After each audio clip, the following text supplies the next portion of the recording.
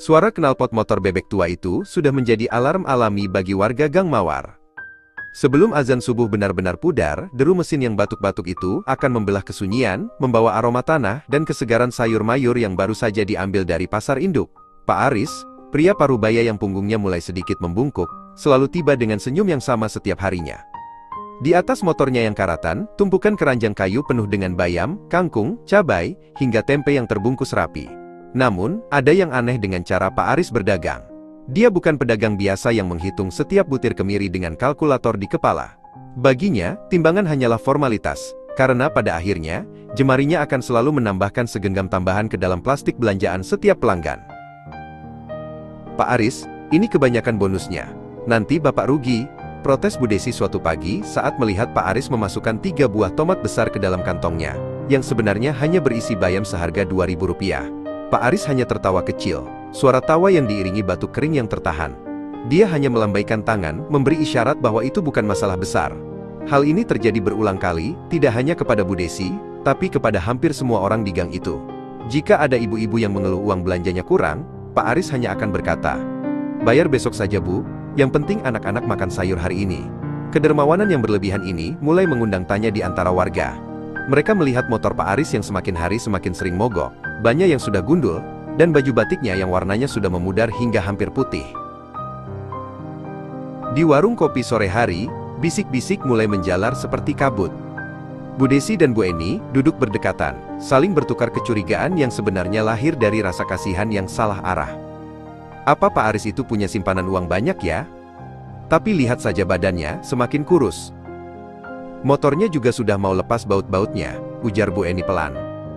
Mereka heran kenapa seseorang yang hidupnya terlihat begitu sulit justru bertingkah seolah dia adalah orang paling kaya di lingkungan itu. Kecurigaan itu berubah menjadi kekhawatiran saat Pak Aris mulai sering terlihat pucat. Terkadang, dia harus berhenti di tengah jalan, menyandarkan motornya, dan memegang dadanya sambil mengatur napas yang tersengal-sengal. Namun, setiap kali ditanya, dia selalu menjawab bahwa dia baik-baik saja dan hanya butuh sedikit air minum. Suatu sore yang mendung, motor Pak Aris benar-benar menyerah. Rantainya putus tepat di depan bengkel Pak Marno. Sambil menunggu diperbaiki, Pak Aris duduk di bangku kayu panjang dengan wajah yang sangat lelah. Pak Marno, yang sudah lama mengenal Pak Aris, mencoba menegurnya dengan halus. "Aris, kamu itu dagang cari untung atau cari lelah? Sayurmu selalu habis, tapi kamu tidak pernah ganti ban motor. Malah sering kulihat kamu bawa sisa sayur yang masih bagus-bagus ke arah pinggiran rel kereta sana," tanya Pak Marno sambil membersihkan tangannya yang terkena oli. Pak Aris hanya tersenyum tipis, matanya menatap jauh ke ujung jalan.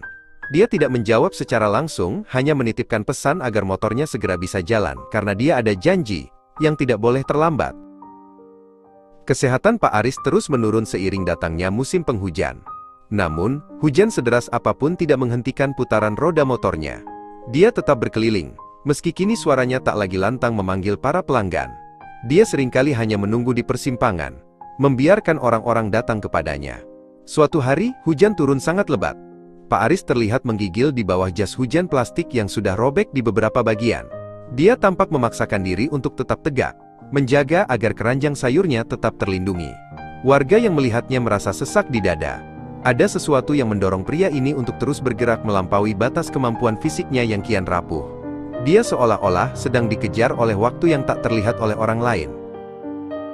Bu Desi, yang merasa berutang budi karena sering diberi bonus, memutuskan untuk memberikan nasi kotak dan sedikit uang tambahan saat Pak Aris mampir. Namun, Pak Aris dengan halus menolaknya. "Simpan saja Bu, buat anak-anak sekolah. Saya masih ada rezeki hari ini," ucapnya dengan suara serak. Kejadian itu membuat Bu Desi semakin bertanya-tanya. Jika dia tidak mau menerima bantuan, lalu untuk apa dia bekerja sampai mengabaikan kesehatannya sendiri? Kemana perginya keuntungan kecil dari berdagang sayur itu, jika tidak digunakan untuk memperbaiki motor atau membeli baju baru? Rasa penasaran itu akhirnya memuncak pada suatu sore, ketika Bu Desi melihat Pak Aris mengarahkan motornya bukan ke arah rumah kontrakannya, melainkan ke arah pinggiran kota yang kumuh. Didorong oleh rasa ingin tahu yang besar, Bu Desi memutuskan untuk mengikuti Pak Aris dari kejauhan menggunakan ojek. Dia melihat motor Pak Aris melaju perlahan, melewati jalanan aspal yang berubah menjadi jalan tanah becek. Mereka sampai di sebuah area di pinggiran rel kereta api yang jarang dilewati orang. Di sana berdiri sebuah bangunan semi permanen yang terbuat dari papan kayu bekas dan atap seng karatan. Suasana di sana sunyi, jauh dari kebisingan pasar tempat Pak Aris biasa mencari nafkah. Pak Aris memarkir motornya dengan susah payah, lalu mulai menurunkan keranjang sayurnya yang ternyata masih berisi banyak bahan makanan berkualitas, ayam, telur, dan sayuran segar yang sengaja dia sisihkan sejak pagi. Dari balik sebuah pohon besar, Bu Desi mengamati dengan mata berkaca-kaca. Di depan bangunan itu, beberapa lansia yang tampak sangat rentak keluar, menyambut Pak Aris dengan wajah berseri-seri. Salah satunya adalah Mbah Surip, seorang kakek tunawisma yang sudah tidak bisa berjalan dengan tegak. Pak Aris langsung memegang tangan Mbah Surip, menuntunnya duduk, dan menyerahkan kantong plastik berisi makanan matang yang rupanya dia beli di jalan tadi. "Maaf terlambat, Mbah.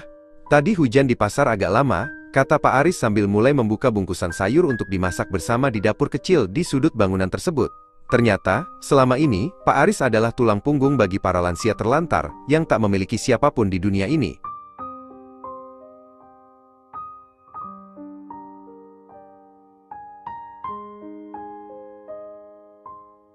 Bukan hanya lansia, tak lama kemudian beberapa anak kecil dengan pakaian lusuh berlarian mendekat.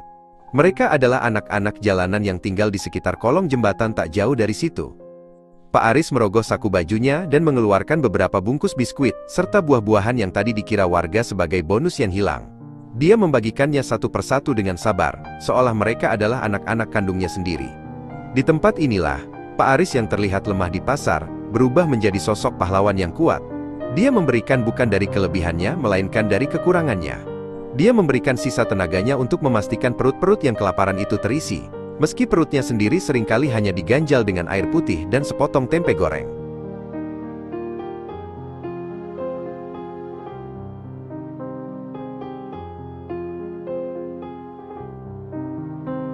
Bu Desi pulang dengan hati yang bergetar hebat.